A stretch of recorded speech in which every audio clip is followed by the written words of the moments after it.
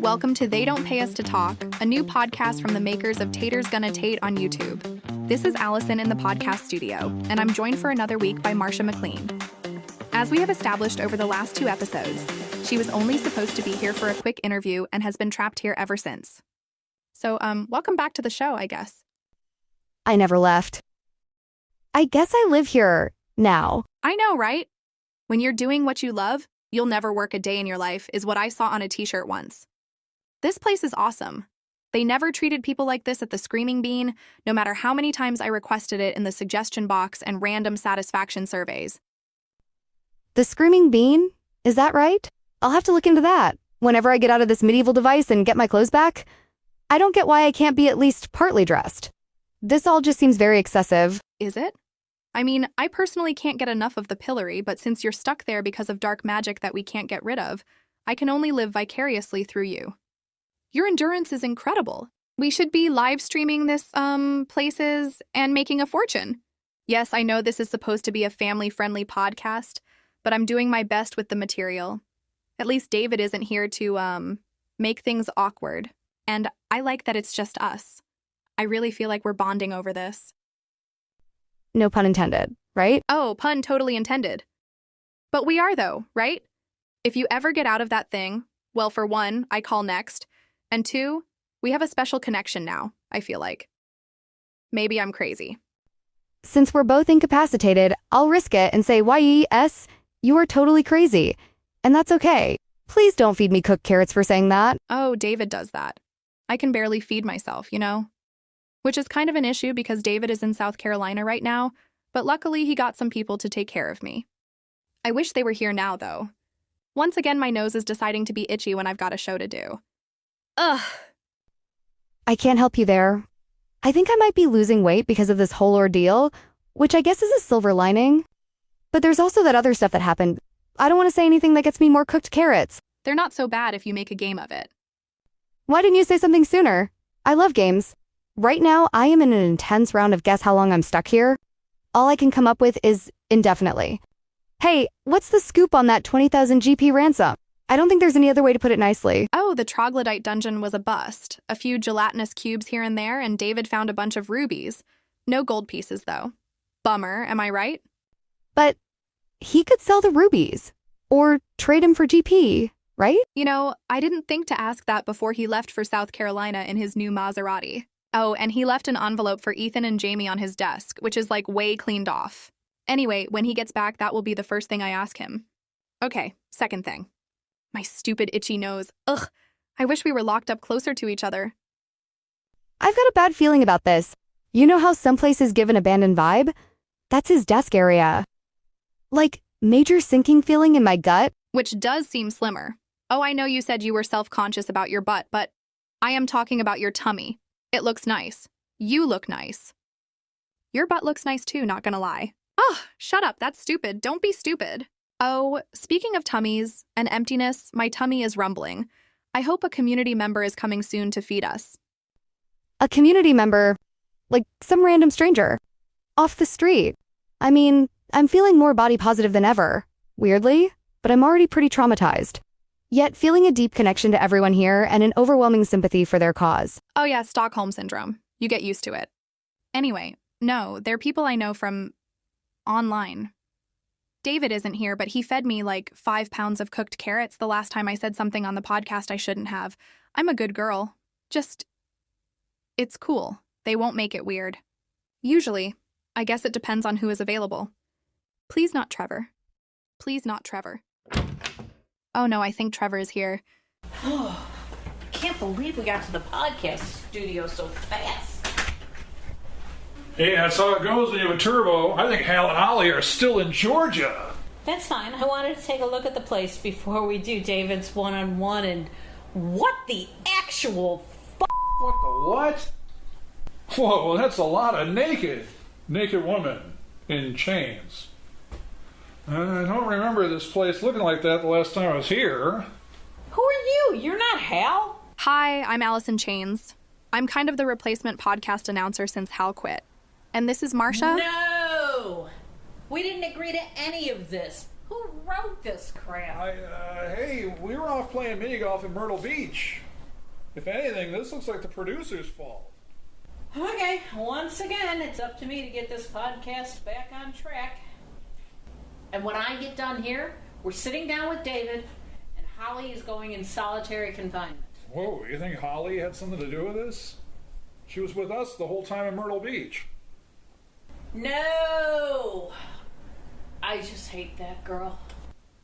Pardon me for interrupting, but I've kind of been held prisoner here against my will for like 2 weeks, and I'd really like to get home to my dogs. And maybe put some clothes on for a change. But, you're a fresh set of eyes. Does my butt look smaller to you? Oh, for Pete snakes! What is this, dark magic? Why didn't someone call a level 3 mage or something? I mean, we tried in that David has been going on dungeon raids trying to raise the 20,000 gold pieces we need to hire a level 3 mage to get Marsha out of there. Not that I haven't been enjoying the view. But maybe we'll hook up some other time and try out some stuff I saw in a Dark Ages documentary. Or maybe it was a B-movie from the 60s. Either way, hot, you guys. Whoa, 20,000 GP? We can almost buy our own lich for that. Oh, haven't you idiots ever heard of petty cash? We keep 40,000 in gold on hand at all times for life's little emergencies. I'm sorry, what? We do? Whatever. We don't have time for this. We've got a podcast to record. Hey, we could probably make some modifications before Hal and Holly get back. How about some Weekend Warrior DIY? You want to do a renovation project on an audio-only podcast. I'm in. Where should we start? Okay, so the plan here is to make better use of the podcast studio space that's currently being taken up by naked women in bondage. We'll clear them out, then the plan is to build a 6x8 solitary confinement cell for Holly. But this one has a twist. We're going to install an auto feeder and a talkback mic so she can still contribute to the podcast without being where Jamie can see her. Now, look, even if I'm not here, I just want her sealed up and fed a steady diet of cooked carrots. Well, let's see what we can do. We only have part of a 20-minute podcast. Let's get started. Okay, the first thing to do is clear out all the unnecessary characters. This woman is sitting next to a set of padlock keys that I assume go to these right here. There. Now she can get out of here while Jamie cleans off Hal's desk. We're going to use that to set up our miter saw. Marsha, call me. I can't believe she got freed before I did. Seriously? Can someone comment on my butt? Okay, next we have a tougher case here. This naked woman is bound up in a pillory with dark magic. Now, normally you would need a level 3 mage or higher, but we're in a bit of a time crunch. Honey, can you handle this? You want me to use dark magic? Sure thing. I'll send her to the mythical dungeon. But I'm already body positive. No time to argue. Beat it, nutjob. There, that opened up a ton of floor space. Now we have room to work on building the supports that will frame out the solitary confinement cell.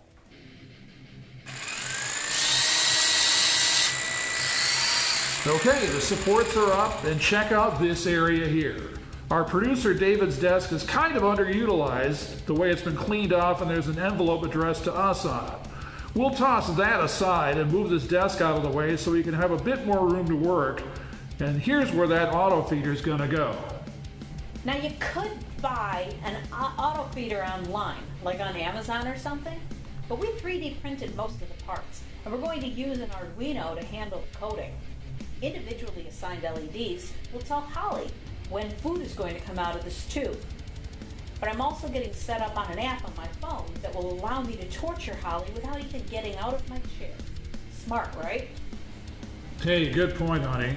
When it comes to torturing mini-golf sideline reporters you don't like, it's best to work smarter, not harder.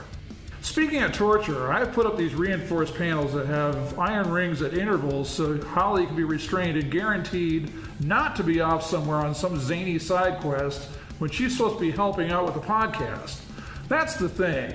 You need to think about more variables than just the base materials and general floor plan. Hey, what if we electrified the floor? Do we have time for that? We would if you'd stop narrating every little thing to you guys and start working. Right.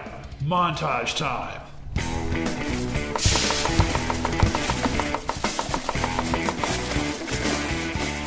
All right. The cell is built, the floor is electrified, and now we just need to load up the auto feeder. Wait, wasn't there supposed to be a talkback mic? Nope, that was probably just your imagination. Oh, this thing is awesome. I can't wait to toss that monotone Barbie in there to rot. Good job, honey. Now we can go to Bucky's. But that's back the way we came. You have the turbo, right? Well, yeah, but... Bucky's, I said. Unless maybe you'd like a trip to the mythical dungeon. Huh? I'm reasonably body positive. And besides, it's not like it's even real. I mean, sure, I have Monday off, but, yeah, what the heck? Let's blow this popsicle stand. Bucky's time! Shotgun! Okay, that's all the time we have today on They Don't Pay Us to Renovate Podcast Studios.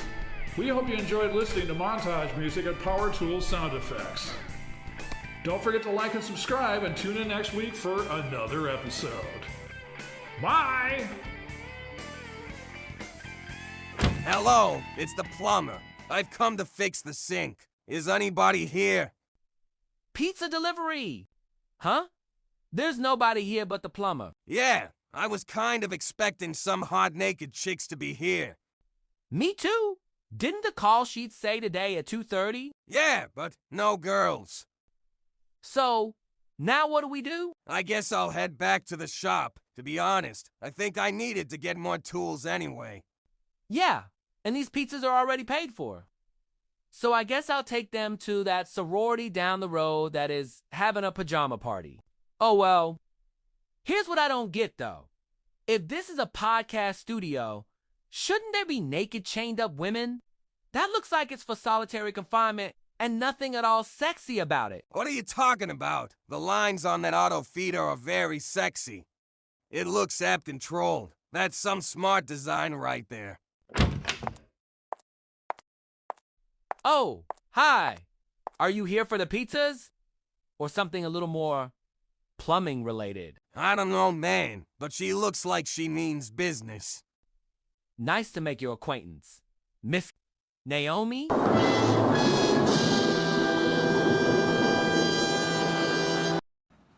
How about this? No!